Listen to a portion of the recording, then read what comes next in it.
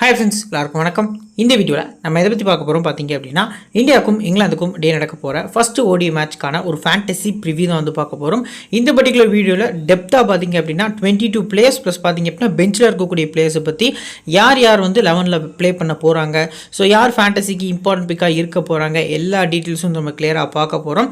So உங்கள் எல்லாருக்குமே தெரிஞ்ச விஷயம் தான், இங்கிலாந்து வந்து இந்தியாவுக்குள்ள டூர் வந்திருக்காங்க. மொத்தமாக 5 T20 ப்ளஸ் 3 ஓடி போட்டிகள் ப்ளே பண்ணதுக்காக வந்திருக்காங்க. ஸோ அதில் ஃபர்ஸ்ட் ஓடி மேட்ச்க்கான ரிவ்யூ தான் வந்து நம்ம பார்க்க போகிறோம். ஸோ மிச்சம் இருக்கக்கூடிய 2 ஓடி பார்த்தீங்க அப்படின்னா இன்ட்ரெஸ்டிங்காக இருக்கும். பட் ஃபஸ்ட்டு 2 ஓடிக்கு ஒரு ஸ்குவாடு ப்ளஸ் பார்த்தீங்க அப்படின்னா 3rd ஓடிக்கு மட்டும் தனியாக ஒரு ஸ்குவாட் அனௌன்ஸ் பண்ணி அதில் பும்ரா ஆட் பண்ணியிருக்காங்க. ஸோ பும்ராவுக்கு ஒரு சின்ன இன்ஜுரி இருந்தது. ஸோ நியூசிலாந்தில் ட்ரீட்மெண்ட் முடிச்சுட்டு இப்போ பெங்களூர் வந்திருக்காரு.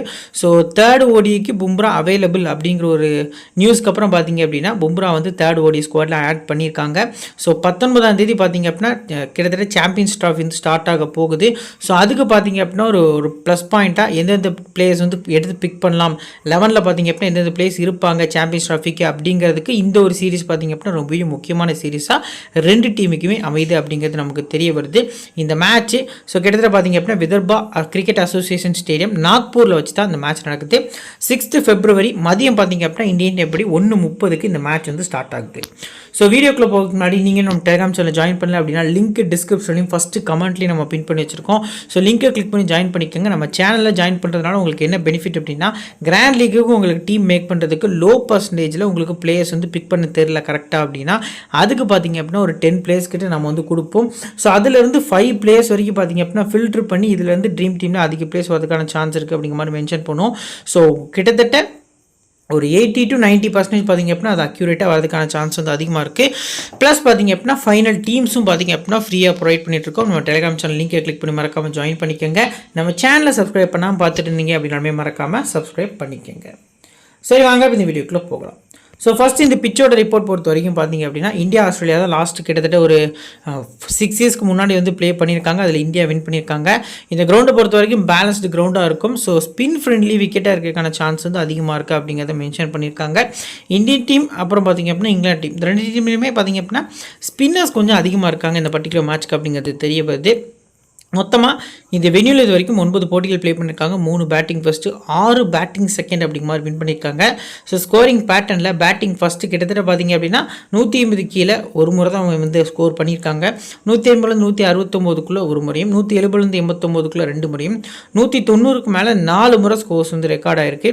ஸோ ஓவரால் நம்ம நோட் பண்ண வேண்டிய விஷயம் என்ன அப்படின்னா, ஆவரேஜ் ஃபஸ்ட் பால் ஸ்கோர் பார்த்திங்க அப்படின்னா 280 to 300 வரைக்கும் வரதுக்கான சான்ஸ் வந்து அதிகமாக இருக்குது.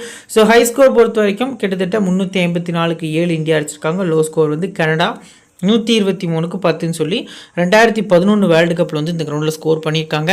ஸோ இப்போ லாஸ்ட் 4 கேம்ஸில் ஃபஸ்ட் மேட்ச் பேட்டிங் ஃபஸ்ட் பண்ண டீம் வின் பண்ணியிருக்காங்க. செகண்ட் மேட்ச்சில் சேஸ் பண்ண டீமு, 3rd மேட்ச்லேயும் 350 ரன் சேஸ் பண்ணி வின் பண்ணியிருக்காங்க. ஸோ இந்தியா தான் அதில் வின் பண்ணியிருந்தாங்க. தென் 4th மேட்சும் சேஸ் பண்ண டீம் தான் வின் பண்ணியிருக்காங்க. சேசிங் ப்ரியாரிட்டி அதிகமாக இருக்குது அப்படிங்கிறது பார்க்க நமக்கு தெரிய வருது. லாஸ்ட் 4 கேம்ஸில் 29 விக்கெட்ஸ் பார்த்திங்க அப்படின்னா கிட்டத்தட்ட பேஸ் பவுலர்ஸ் வந்து எடுத்திருக்காங்க. ஸ்பின்னர்ஸ் பொறுத்த வரைக்கும் பார்த்தீங்க அப்படின்னா 24 விக்கெட்ஸ் அப்படிங்கிற மாதிரி இந்த கிரவுண்டில் எடுத்திருக்காங்க. இப்போ ரீசன்ட் மேட்சஸில் எந்தெந்த மேட்சஸில் பார்த்திங்க அப்படின்னா எப்படி விக்கெட்ஸ் விழுந்திருக்கு அப்படிங்கிறத கொஞ்சம் டெப்த்தாக பார்த்துடலாம். ஸோ ஃபஸ்ட் மேட்ச் பொறுத்த வரைக்கும் பார்த்திங்க அப்படின்னா இந்தியா ஆஸ்திரேலியா கிடையாது மேட்ச்சில் ஃபஸ்ட் மேட்ச்சில் பேஸ் பார்த்திங்க அப்படின்னா 9 விக்கெட்டு, ஸ்பின்னர்ஸ்க்கும் ஈக்குவல் பேலன்ஸ்டாக 9 விக்கெட் கிடச்சிருக்கு. செகண்ட் மேட்ச் பொறுத்த வரைக்கும் பார்த்திங்க அப்படின்னா பேஸுக்கு 5, ஸ்பின்னர்ஸ்க்கு 6, 3rd மேட்ச்சில் பேஸுக்கு கிட்டத்தட்ட 5 விக்கெட்டு, ஸ்பின்னர்ஸ்க்கும் ஒரு 5 விக்கெட் அப்படிங்கிற மாதிரி கிடச்சிருக்கு. தென் லாஸ்ட் ஆஃப் 4th மேட்ச்சில் கிட்டத்தட்ட பேஸுக்கு 10 விக்கெட், ஸ்பின்னர்ஸ்க்கு 6 விக்கெட். ஸோ பெருசாக டிஃபரன்ஸ் எதுவும் இல்லை. பேஸ் பவுலர்ஸ்க்கும் சப்போர்ட் பண்ணுது, ஸ்பின் பவுலர்ஸ்க்கும் சப்போர்ட் பண்ணுது. பட் ஃபர்ஸ்ட் இன்னிங்ஸில் போல் பண்ணக்கூடிய பேஸ் பவுலர்ஸ்க்கு நீங்கள் அதிக இம்பார்ட்டன்ஸ் கொடுக்கறது நல்ல ஆப்ஷனாக இருக்கும். ஸோ இப்போ விக்கெட்ஸ் பொறுத்த வரைக்கும் விழுந்த 29 விக்கெட்ஸில் ஹை பேஸில் போடக்கூடிய பவுலர்ஸ் லைக் மார்க்குட், ஜோஃப்ரா ஆர்ச்சர், கிட்டத்தட்ட இந்த மாதிரி பவுலர்ஸ்க்குலாம் பார்த்திங்க அப்படின்னா ஒரு 17 விக்கெட்ஸ் கிட்ட இந்த கிரவுண்டில் கிடச்சிருக்கு. ஸோ இனிஷியலாக ஸ்விங்கு மட்டும் போடக்கூடிய பவுலர்ஸ்க்கு 6 விக்கெட்ஸும், டெத்தில் பார்த்திங்க அப்படின்னா அதிகமாக போடக்கூடிய பவுலர்ஸ் மீடியம் பேசஸ், இப்போ எக்ஸாம்பிளுக்கு விஜய் சங்கர், ஸோ அதுக்கடுத்து பார்த்திங்க அப்படின்னா சிவம் துபே, இந்த மாதிரியான பார்ட் டைம் ஆல்ரவுண்டர்ஸ்லாம் இருப்பாங்க மீடியம் பேஸ் பவுலர்ஸ். ஸோ அவங்களுக்கு பார்த்திங்க அப்படின்னா 2 விக்கெட் அப்படிங்கிற மாதிரி விழுந்திருக்கு. லெஃப்ட்டில் போடக்கூடிய பவுலர்ஸ்க்கு 4 விக்கெட் அப்படிங்கிற மாதிரி இந்த பர்டிகுலர் கிரவுண்டில் விழுந்திருக்கு.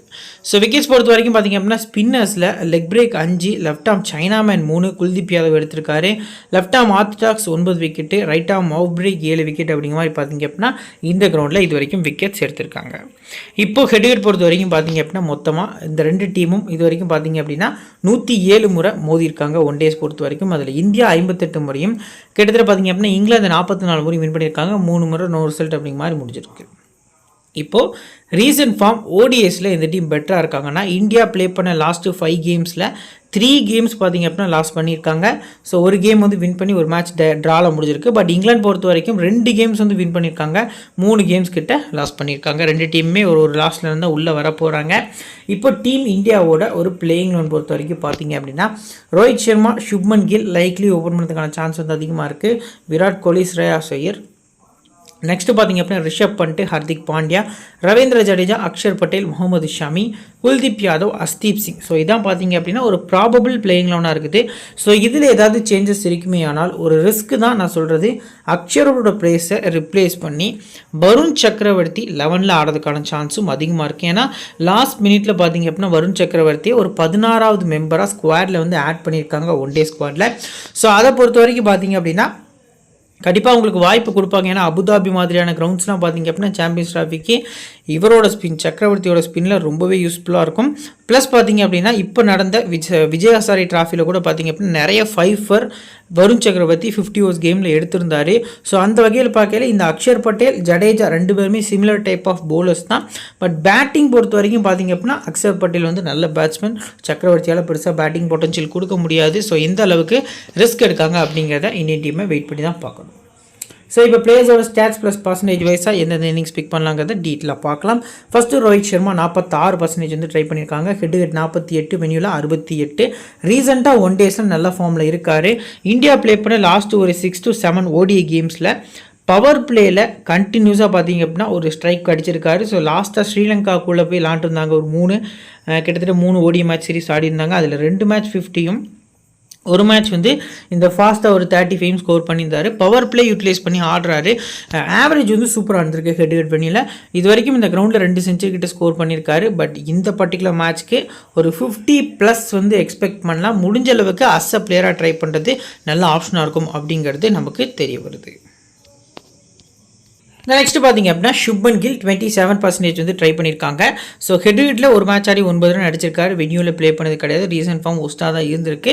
பட் இருந்தாலும் T20க்கு போல் பண்ண சேம் இங்கிலாந்து போலர்ஸ் தான் வந்து ODI கேம்ஸ்லையும் ப்ளே பண்ண போகிறாங்க. ஸோ இந்தியன் பேட்டர்ஸ் வந்து T20யில் எந்த அளவுக்கு டாமினேட் பண்ணாங்க அப்படிங்கிறது நமக்கு தெரிஞ்ச விஷயம் தான்.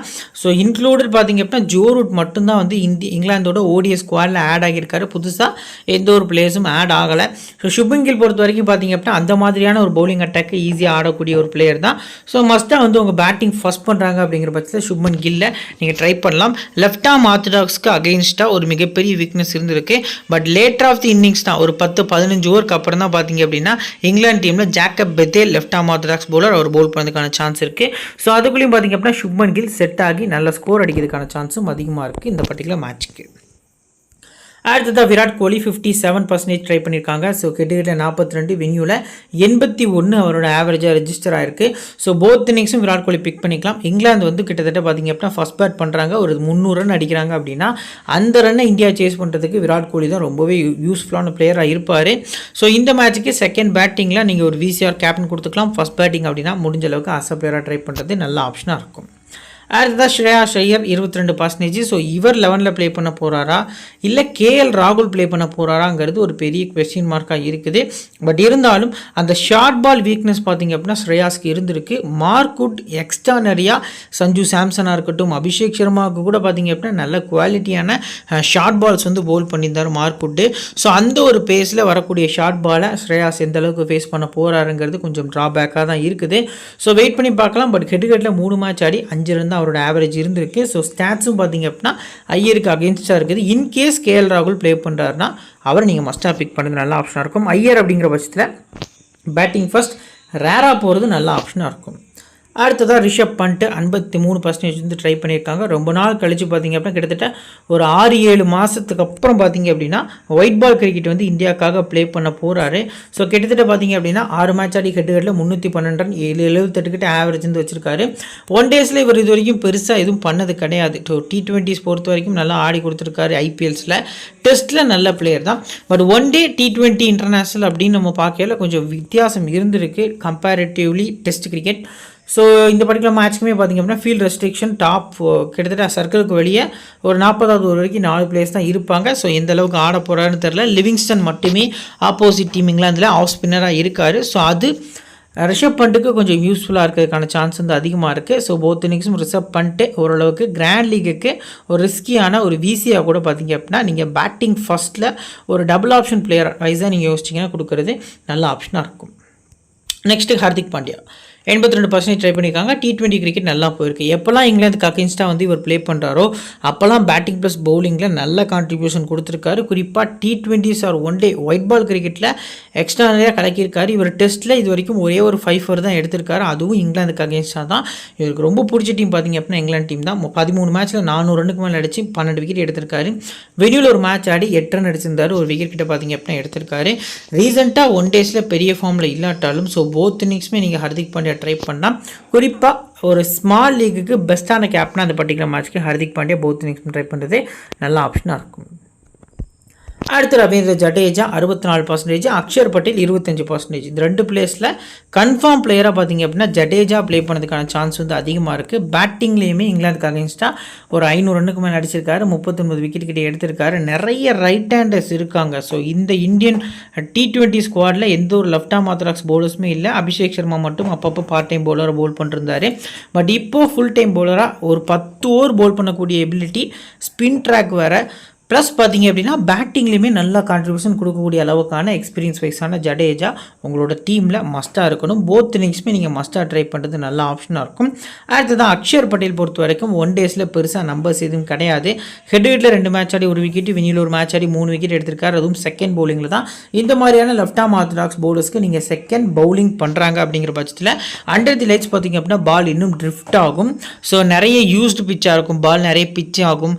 ப்ளஸ் பார்த்திங்க அப்படின்னா பேட்ஸ்மேன்ஸ் பவுலர்ஸோட ஃபுட் மார்க்ஸ் இருக்க ரீசனுக்காக செகண்ட் இன்னிங்ஸில் தான் இந்த மாதிரி பவுலர்ஸ்க்கு நீங்கள் அதிக ப்ரியாரிட்டி கொடுக்கறது நல்ல ஆப்ஷனாக இருக்கும். அடுத்து முகமது ஷமி. ஸோ ஹெட்வீட்டில் 55 மொத்தமாக 55% கிட்ட பிக் பண்ணியிருக்காங்க.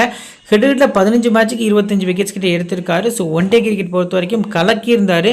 லாஸ்ட்டாக பார்த்திங்க அப்படின்னா ஆஸ்திரேலியாவுக்கு அகென்ஸ்டாக வேர்ல்டு கப் ஃபைனலில் ப்ளே பண்ணார். இந்த ஒரு விக்கெட் கிட்ட எடுத்திருந்தார். 1.5 வருஷம் கழிச்சு மறுபடியும் ஒயிட் பால் கிரிக்கெட் வந்திருக்காரு. ஃபுல் ஃபிட்டாக இருக்காரா அப்படிங்கிறது கொஸ்டின் மார்க் தான். ஸோ நம்ம இந்த பர்டிகுலர் மேட்ச்க்கு சேஃபாக போகிறவங்க கிட்டத்தட்ட முகமது ஷமி ட்ரை பண்ணிக்கலாம். ரிஸ்க்காக போகிறவங்க அஸ்தீப் சிங் வந்து 11ல் இருக்கார், அவரை ட்ரை பண்ணிக்கலாம். So first bowling Shami best pick அப்படிங்கிறது நமக்கு தெரிய வருது. நெக்ஸ்ட்டு குல்தீப் யாதவ் 43% வந்து பிக் பண்ணியிருக்காங்க. ஹெடரில் 7 மேட்ச் ஆடி 12 விக்கெட், வெனியூவில் 2 மேட்ச் ஆடி 3 விக்கெட் எடுத்திருக்காரு. அதில் ஒரு மேட்ச் விக்கெட்லெஸ்ஸாக போயிருக்காரு. எக்கனாமி வைஸாக பார்க்கல ஓரளவுக்கு நல்லா டீசெண்டாக இருக்குது அப்படிங்கிறது நமக்கு தெரிய வருது குல்தீப் யாதவ் பொறுத்த வரைக்கும். ஸோ போத் இன்னிங்ஸும் ட்ரை பண்ணலாமா? எஸ், டெஃபினட்டாக ட்ரை பண்ணலாம். பட் செகண்ட் பவுலிங்கில் அதிக இம்பார்ட்டன்ஸ் வந்து குல்தீப் யாதவுக்கு நீங்கள் கொடுக்கறது நல்ல ஆப்ஷனாக இருக்கும். ஸோ அதுக்கு அடுத்தபடியாக அஸ்தீப் சிங்கை 27% தான் பிக் பண்ணியிருக்காங்க. நான் தான் சொல்கிறேன், சேஃபாக போகிறவங்க ஷமிட்ட போகலாம். இன்ஜுரியிலேருந்து வராரு. ப்ளஸ் பார்த்தீங்க அப்படின்னா அஸ்தீப் சிங்கோட ரீசன்ட் ஃபார்ம் வந்து நல்லா இருந்திருக்கு. குறிப்பாக இந்தியாவுக்காக இனிஷியலாக டெத்தில் கூட இல்லாமல் இனிஷியலாக பார்த்தீங்க அப்படின்னா நிறைய விக்கெட்ஸ் வந்து எடுத்திருக்காரு. ஸோ அந்த ஒரு மைண்ட் செட்டில் போகிறவங்க மஸ்ட்டாக அஸ்தீப் சிங்கை 27% பிக் பண்ணியிருக்காங்க. மஸ்ட்டாக ட்ரை பண்ணுறது ஒரு நல்ல ஆப்ஷனாக இருக்கும். ஃபஸ்ட் பவுலிங்கில் அதிக இம்பார்ட்டன்ஸ் கொடுக்குறது பெட்டரான ஆப்ஷனாக தெரிய வருது. இப்போ பெஞ்ச் பிளேயர்ஸ் பொறுத்த வரைக்கும் KL ராகுல், SSV ஜெய்ஸ்வால், வருண் சக்கரவர்த்தி, ஹர்ஷித் ராணா, இந்த 4 பிளேயர்ஸ் தான் இந்த மேட்ச்க்கு இருக்காங்க. இதில் லோகேஷ் ராகுல், ஸோ KL ராகுல் பார்த்தீங்க அப்படின்னா ஐயரை ரிப்ளேஸ் பண்ணி உள்ளே வந்தார் அப்படின்னா உங்களுக்கு வந்து டிஃபால்ட் பிக்காக இருப்பார்.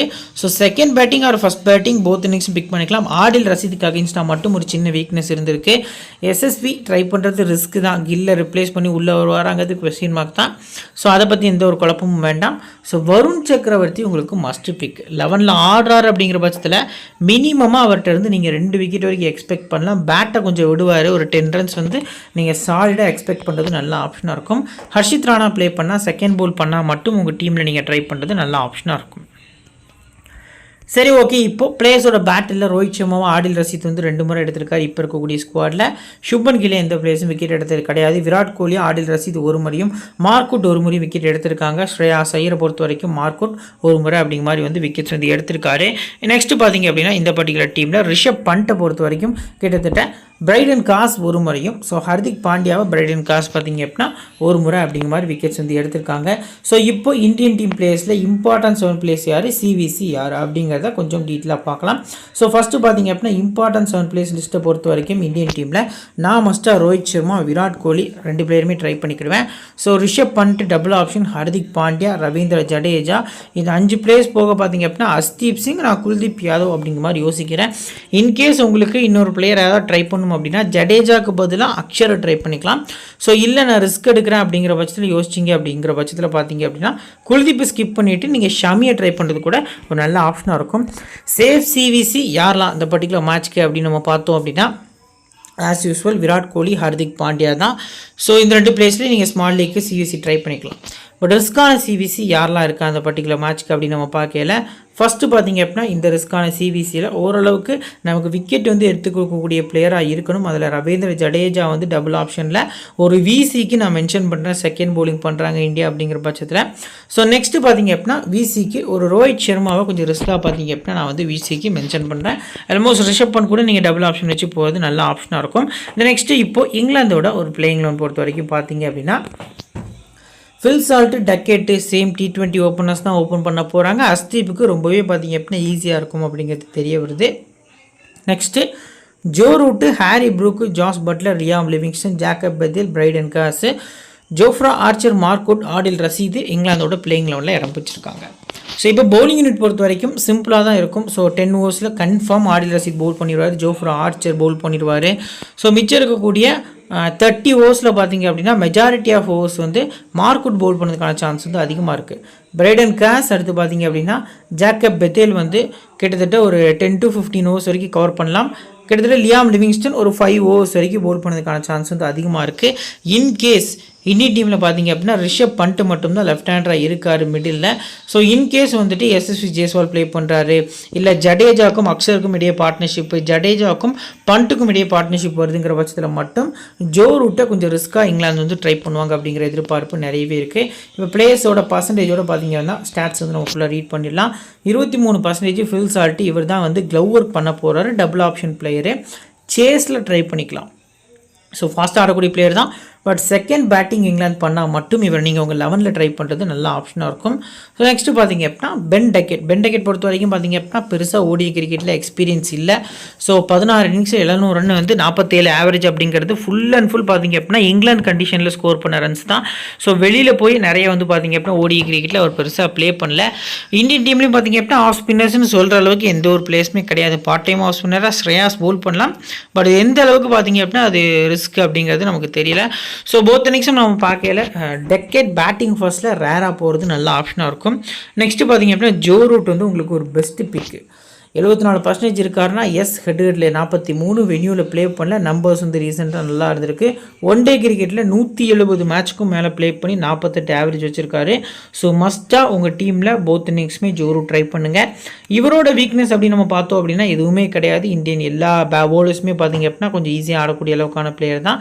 ஜஸ்பிரீத் பும்ராக்கு அகேன்ஸ்டாக ஒரு வீக்னஸ் இருந்திருக்கு. பட் பும்ரா 11ல் இல்லை அப்படிங்கிற ரீசனுக்காக ஜோ ரூட் பேட்டில் இருந்து ஒரு டீசெண்டான ஸ்கோர்ஸ் வந்து எக்ஸ்பெக்ட் பண்ணலாம். கிராண்ட் லீக் சிபிசி நல்ல ஆப்ஷனாக இருக்கும். Harry Brook 11%. ஸோ நம்பர் 4 இறக்குனாங்க அப்படிங்கிற பட்சத்தில் மீண்டும் ஒரு ஃப்ளாப் லிஸ்ட்டில் வரதுக்கான சான்ஸ் வந்து அதிகமாக இருக்குது. குறிப்பாக இன்னொரு விஷயம் என்ன அப்படின்னா வருண் சக்கரவர்த்தி ப்ளே பண்ணார்னா இவரை கொஞ்சம் ரொட்டேஷன்லேயே போடுங்க. ஸோ ஏன் அப்படி சொல்கிறேன் அப்படின்னா சக்கரவர்த்தியை ஃபுல்லாக இவருக்கு ஆட தரல. ஷார்ட்டஸ்ட்டு ஃபார்மெட்லேயே ஒரு ஃப்ரண்ட் ஃபுட் டிஃபென்ஸ் ஆடுறதுக்கு ரொம்ப கஷ்டப்படுறாரு. இது 50 ஓவர்ஸ் வந்து ஒரு லாங் ஃபார்மெட்டு. அந்த ஃபார்மெட்டில் சக்கரவர்த்தி வெறும் 24 பால் தான் பவுல் பண்ண போகிறாரு. பட் இந்த ஃபார்மெட்டில் 60 பால் பவுல் பண்ண போகிறாரு. அப்படிங்கிற பட்சத்தில் இவர் மிடில் வராரு, சக்கரவர்த்தி மிடில் தான் பவுல் பண்ண போகிறாரு. ஸோ அந்த ஒரு பேட்டில் வந்து ரொம்ப ரொம்ப ரொம்ப ஹாரி ப்ரூக்குக்கு கஷ்டமாக இருக்கும் அப்படிங்கிறது தெரிய வருது. ஸோ போத் இன்னிங்ஸில் ஃபஸ்ட் பேட்டிங் ரேராக போகிறது நல்ல ஆப்ஷனாக இருக்கும். அடுத்து captain Jos Buttler. So number 5ல் வராரு. 76% வந்து ட்ரை பண்ணியிருக்காங்க. ஹெட்டுகட்டில் 23, வென்யூவில் ப்ளே பண்ணல.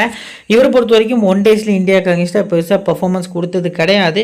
பட் இருந்தாலும் இவர் இன்கேஸ் க்ளவ் ஒர்க்கில் போனார்னா நீங்கள் மஸ்ட்டாக பிக் பண்ணிக்கலாம்.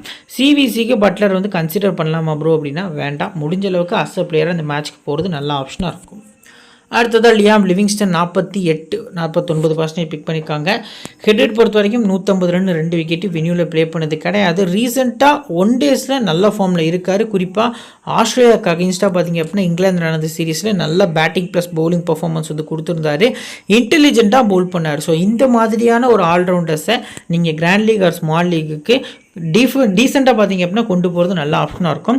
இவங்களோட இன்டெலிஜென்ட்டில் லைனில் ஃபீல்டிங் நிற்கார். லாஸ்ட் மேட்ச்சில் கூட பார்த்திங்க அப்படின்னா அந்த மார்க்வுட் பாலில் ஹர்திக் பாண்டியா அடித்த அந்த சூப்பரான ஃப்ளிக்கை ஈஸியாக பார்த்திங்க அப்படின்னா கேட்ச் எடுத்து போட்டு வந்துட்டு இருந்தார். Extraordinary fielder. அந்த இதில் பார்த்திங்க அப்படின்னா எந்த ஒரு குறையும் கிடையாது. பவுலிங் பண்ண முடியும், பேட்டிங் பண்ண முடியும், ஃபீல்டிங் பண்ண முடியும் அப்படின்னாலே நீங்கள் 11ல் உங்கள் டீமில் மஸ்ட்டாக பிக் பண்ணுறது நல்ல ஆப்ஷனாக இருக்கும் அஸ் அ பிளேயராக. அடுத்ததாக ஜேக்கப் பெத்தேல் 6%. உங்களுக்கு ஒரு கோல்டன் பிக் அப்படின்னா அந்த பர்டிகுலர் மேட்ச்க்கு நான் ஜேக்கப் பெத்தேல் தான் மென்ஷன் பண்ணுவேன். 8 இன்னிங்ஸில் 167 ரன் 4 விக்கெட்டு. ஸோ இந்த மாதிரியான லெஃப்ட் ஆர்ம் ஆர்த்தடாக்ஸ் பவுலர்ஸ்க்கு அகேன்ஸ்டாக இந்தியன் பேட்டர்ஸ் வந்து ரொம்ப வீக்னஸாக இருக்காங்க. ஸோ எக்ஸாம்பிளுக்கு ஸ்ரீலங்காவில் துனித் வெள்ளாளகேக்கு அகேன்ஸ்டாக எந்த அளவுக்கு இந்தியன் பேட்ஸ்மேன்ஸ் வந்து வீக்னஸாக இருக்காங்க அப்படிங்கிறது நமக்கு தெரிஞ்ச விஷயம்தான். ரோஹித் சர்மா, சுப்மன் கில், விராட் கோலி, ஸ்ரேயாஸ் ஐயராக இருக்கட்டும், ஹர்திக் பாண்டியா, இந்த 5 பிளேயர்ஸுமே டாப்பில் ரைட் ஹேண்டர்ஸாக இருக்க ரீசனுக்காக பார்த்தீங்க அப்படின்னா ஜேக்கப் பெத்தேலோட ஃபேண்டசி வேல்யூ வந்து இன்க்ரீஸ் ஆகுது. ஸோ மஸ்ட்டாக ஜேக்கப் பெத்தேல உங்கள் டீமில் ட்ரை பண்ணுறது நல்ல ஆப்ஷனாக இருக்கும் கிராண்ட் லீக்கில். பிரைடன் காஸ் பொறுத்த வரைக்கும் விக்கெட்ஸ் கிடைக்குமா ப்ரோ? T20ஸில் கிடைச்ச மாதிரி 61% ட்ரை பண்ணியிருக்காங்களா, ஒன் டேஸில் கிடைக்குமானா ரிஸ்க் தான். பட் ஹெட் பொறுத்த வரைக்கும் பார்த்தீங்க அப்படின்னா 3 மேட்ச் ஆடி 2 விக்கெட் எடுத்திருக்காரு. எக்கனாமி 6 அப்படிங்கிற மாதிரி இருந்திருக்கேன். பேட்டிங் பெருசாக ஆடுறதுக்கான எபிலிட்டி இல்லாட்டாலும் ஒரு மினிமம் 20 ரன்ஸ் வரைக்கும் ஒரு உருட்டி அடிக்கிற அளவுக்கான எக்ஸ்பீரியன்ஸ் வந்து இருக்குது.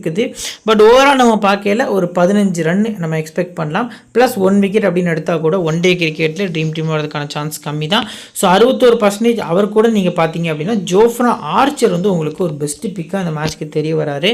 வெறும் 21% தான் பிக் பண்ணியிருக்காங்க. ஹெட்ல ஒரு மேட்ச் ஆடி விக்கெட்லெஸ்ஸாக போயிருக்காரு. வென்யூவில் ப்ளே பண்ணது கிடையாது. அந்த ஒரு மேட்ச் வேர்ல்டு கப்பில் பார்த்தீங்க அப்படின்னா அகெயின்ஸ்ட் இந்தியா வந்து ப்ளே பண்ணியிருக்காரு. நம்பர்ஸ் பாருங்கள், ஒன் டேஸில் வெறும் 27 இன்னிங்ஸில் 47 விக்கெட்ஸ் வந்து எடுத்திருக்காரு. 5 எக்கனாமி வச்சிருக்காரு. இது ரொம்ப ஃபேண்டசிக்கு முக்கியம். எக்கனாமிக்கலாகவும் போல் பண்ண முடியும், நல்ல டைட் லென்ஸும் போல் பண்ண முடியும். T20யில் அபிஷேக் சர்மா மட்டும்தான் இவரை கம்ஃபர்டபுளாக ஆடி இருக்காங்க. ஸோ அந்த ஒரு விஷயத்தை நோட் பண்ணக்கூடிய நம்ம யூசர்ஸ் பார்த்தீங்க அப்படின்னா கண்டிப்பாக இவரை உங்கள் டீமில் பிக் பண்ணுங்க. ஏன்னா அபிஷேக் சர்மா இந்தியன் டீமில் கிடையாது இப்போ ஒன் டே ஸ்குவாடில். ஸோ மஸ்ட்டாக ஜோஃப்ரா பிக் பண்ணுறது நல்ல ஆப்ஷனாக இருக்கும். அடுத்ததான் மார்க்வுட். ஸோ 8% வந்து ட்ரை பண்ணியிருக்காங்க. ஹெட்ல 7 மேட்ச் ஆடி 8 விக்கெட்டு. இந்தியன் கண்டிஷனில் டீசெண்டாக பேட்டிங் ஆடி இருக்காரு. இது வந்து கொஞ்சம் ஷாக்கிங்காக இருக்கலாம்.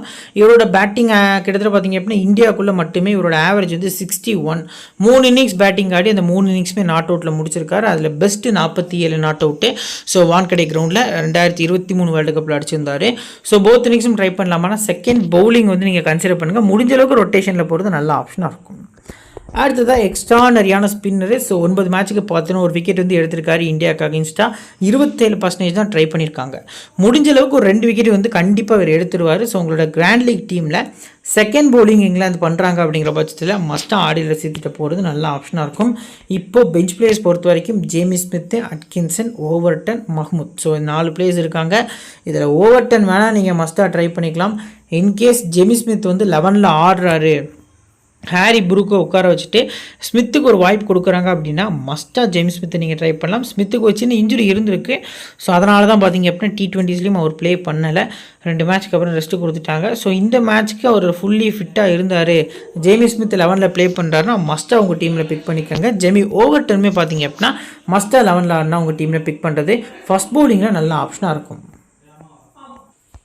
சரி, ஓகே. இப்போ பிளேயர்ஸோட பேட்டில் பொறுத்த வரைக்கும் ஃபில் சால்ட்டுக்கு அகேன்ஸ்டாக ஒன் டேஸில் எந்த ஒரு பேட்டிலும் இல்லை. பட் T20ஸில் நிறைய இருந்திருக்கு. ஹர்ஷ்தீப் சிங் நல்லா பவுல் பண்ணியிருக்காரு. ஜாஸ் பட்லர், ஷமி 2 முறையும். குல்தீப் யாதவுக்கு அகேன்ஸ்டாக ரொம்ப பெரிய வீக்னஸ் வந்திருக்கு. 2 பால் அவுட் ஆயிருக்காரு. ஹர்திக் பாண்டியாவுக்கு அகேன்ஸ்டாக 1 முறை அவுட் ஆயிருக்காரு. டக்கேட்க்கு அகேன்ஸ்டாக பேட்டில் எதுவும் இல்லை. ப்ரூக்கு அகேன்ஸ்டாக பேட்டில் எதுவும் இல்லை. ஸோ இப்போது ரூட்டை பொறுத்த வரைக்கும் பார்த்திங்க அப்படின்னா ஜடேஜா மட்டும் 1 முறை விக்கெட் எடுத்திருக்காரு. லியாம் லிவிங்ஸ்டன் பொறுத்த வரைக்கும் பார்த்திங்க அப்படின்னா ஹர்திக் பாண்டியா 2 முறையும், குல்தீப் யாதவ் 1 முறையும், அக்ஷர் பட்டேலுக்கு அகேன்ஸ்டாக 1 முறை அப்படிங்கிற மாதிரி வந்து தன்னோட விக்கெட் வந்து கொடுத்துருக்காரு. ஸோ இப்போது இங்கிலாந்து டீமில் இம்பார்ட்டன்ட் 7 பிளேயர்ஸ் யாரெல்லாம் இருக்கா அப்படின்னா நான் வந்து ஜோ ரூட் பிக் பண்ணிக்கிடுவேன். Jos Buttler, Liam Livingstone, Jacob பெத்தேலே. ஸோ கிட்டத்தட்ட பார்த்திங்க அப்படின்னா ஜோஃப்ரா ஆர்ச்சர், ஆடில் ரசீதுன்னு இந்த 6 பிளேயர்ஸ் போகத்தான் ஸோ டக்கெட் அப்படிங்கிற மாதிரி யோசிப்பேன். இன்கேஸ் ஃபில் சால்ட்டுக்கு க்ளோவருக்கு வந்துட்டு அவர் தான் பார்த்திங்க அப்படின்னா விக்கெட் கீப்பிங் பேட்ஸ்மேன் அப்படின்னா சேஃபாக நான் போகிறதுல எந்த ஒரு தப்பும் கிடையாது. இந்த 7 பிளேயர்ஸ் நான் பிக் பண்ணிக்கிடுவேன். ஸோ இப்போ சேஃபான சிவிசி யாரெலாம் இருக்கா இந்த பர்டிகுலர் மேட்ச்க்கு இந்த டீமில் அப்படின்னு நம்ம பார்க்கல. ஸோ ஃபஸ்ட்டு பார்த்தோம் அப்படின்னா ஜோ ரூட் வந்து உங்களுக்கு ஒரு சேஃபான சிவிசியாக தெரிய வராரு. ஸோ செகண்ட் ஆப்ஷன் பொறுத்த வரைக்கும் பார்த்திங்க அப்படின்னா ஜாஸ் பட்லர் வந்து ஒரு சேஃபான சிவிசி.